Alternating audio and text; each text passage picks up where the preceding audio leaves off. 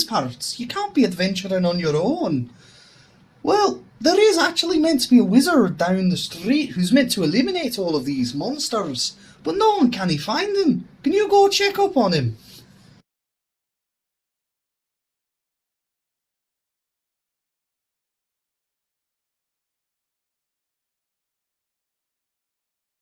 Hello there, adventurer.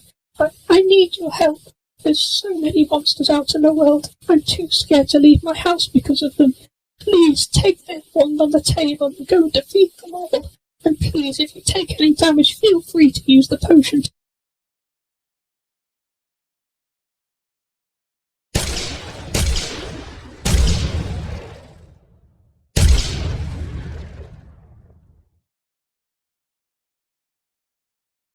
There's goblins in the wood behind me. 3 gobbies.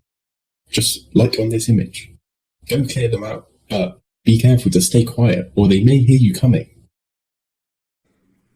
Hey, my name's Hayden Derrick, and this is my video submission for artificial intelligence in games. To begin with, I wanted to create a world inside of the Unreal Engine where actors would see the player differently and approach them differently. For example, a goblin may hear your footsteps and run home to grab his friends to come and raid you, or a villager may see you and ask for help. Originally for this project, I had 4 AI in mind.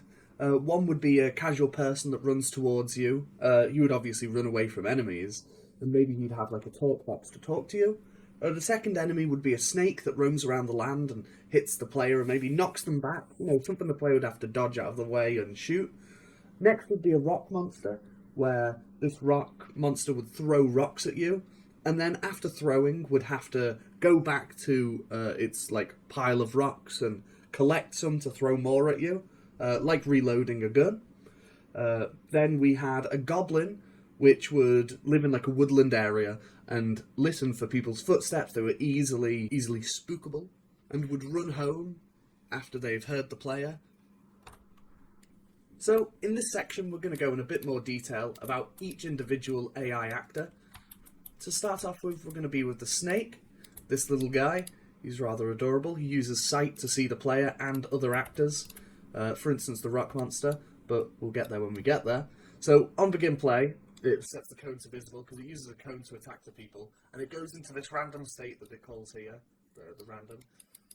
But when it detects the player, it actually goes down here or detects another object, like the rock monster. It's got a sequence so it can detect both. Basically, it runs towards the player, activates the cone on its head, and then deactivates it after a certain amount of time. It obviously sets the speed up as well, so it's like it's launching itself at the player. There are a few little things to make sure it's, you know, if you're in like a talking area, you obviously don't want it charging you out of the talking area, doing damage to you, pushing you around. So there are a few breaches for that. Also the rock monster, which he, when he sees this rock monster, he'll be aggressive, you know, try and push it away, not do damage to it because it's a big rock monster and he barely does damage to the player. But he'll push the rock monster away and get a bit of distance.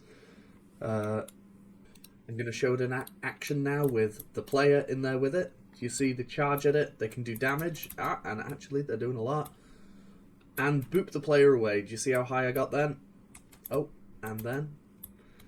There we go. And now I'm just going to slide in a rock monster. Here he is.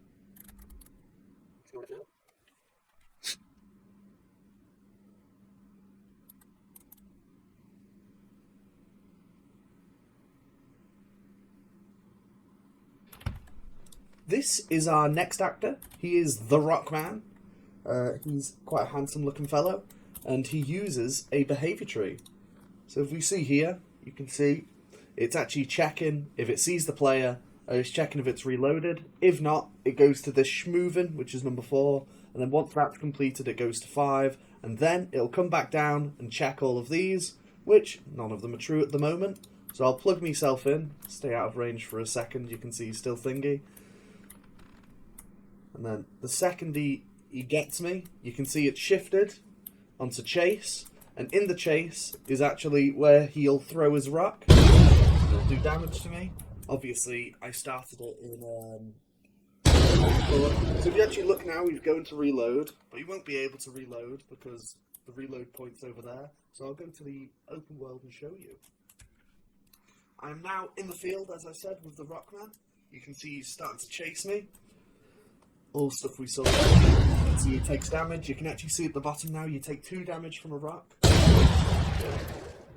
And you see he's running towards his rocks to reload, and it's in the reload state. And now he's back to chasing me. But now he has 3 ammo instead of 2. Just dodge them. Just take it. And I'll let him shoot me again just to show you. He does go into the reload state.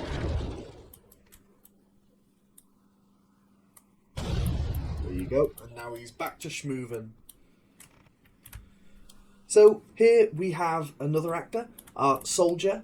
Or villager, and he patrols at these glowing nodes. You see them all dotted about. There's one in there as well, and he goes from node to node. He uses a behavior tree.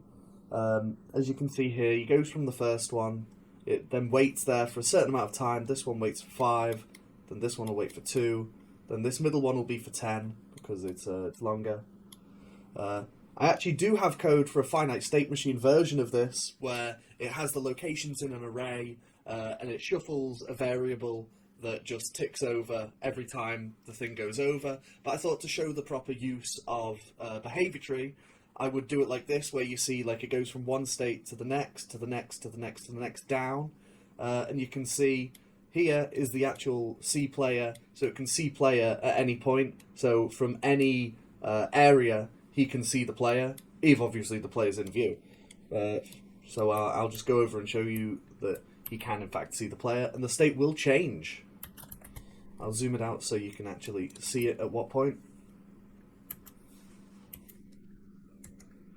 Oh, he's upset. Look, you can see it there, it's actually done it at the top one, and he's now following me. He's our little companion, and he'll follow you wherever you go. So, the last AI is these goblins from the intro who hide in this forest here, and the guy over there warns you about their massive hearing range, and in fact here you can see the hearing range. If you enter that, the guy will immediately run away towards his home, where a sort of event will happen, which I'm going to show you. So, usually you'd have the gun at this point, and have to shoot them from a distance, but here you go, I've just got caught, and uh-oh. So you could just be having your day nice and, look at all these guys. Obviously, for the built version, I've limited it so it'll only spawn 1 per 3 seconds, so your computer doesn't explode. But that was the original thought behind it. Here's the code for the thingy. I'm just going to add that back in.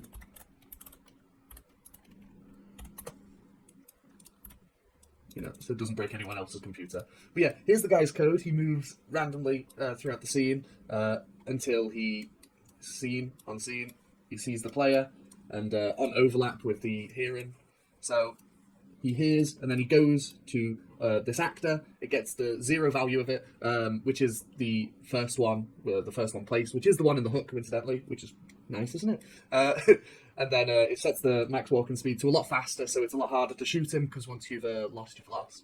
And then when he crosses the threshold into the place, obviously, as you saw here, casts the goblin, turns it true, there you go, bunch of them spawn and kill you. Which isn't that fun. But yeah, those guys only have very simple code. They're literally just run at the player, when they're spawned, run at the player, minus the player's health. All simple stuff. So, as you've seen, I have a Trello board. It's how I kept on time with all of my things, making sure I was on track, getting where I wanted to go. I've even done some of my stretch goals, and technically I do have a bigger, more challenging enemy with the rock monster that takes multiple hits, but I haven't put him in the village, which is why I've put him there, because I was thinking more of like a bigger boss sort of guy, potentially. Instead of like a rock monster. But that's what, if I had more time, I would have done, as well as give this guy maybe some lines when he's near you, because he is quite annoying as he is, and I think it'd be funny with more annoying lines. Overall, I think it's a pretty nice project. It's got a few AI. I think what held it back was my ambition to add so many AI that do like completely different things. For instance, this rock monster that would throw rocks at you, chase you, and then turn around and reload at a location. And these guys who look for the actor using noise and then run away. It was a lot of just things. Good to get a broad like sense of everything that you would need for game development. However, I wish I kept it a bit closer, a bit smaller scale, so I could properly focus on, say, 1, 2, or 3 AI instead of like trying to stretch to reach everything in all of them. Just have 1, 2, or 3 really good ones, as opposed to like 5 decently nice ones.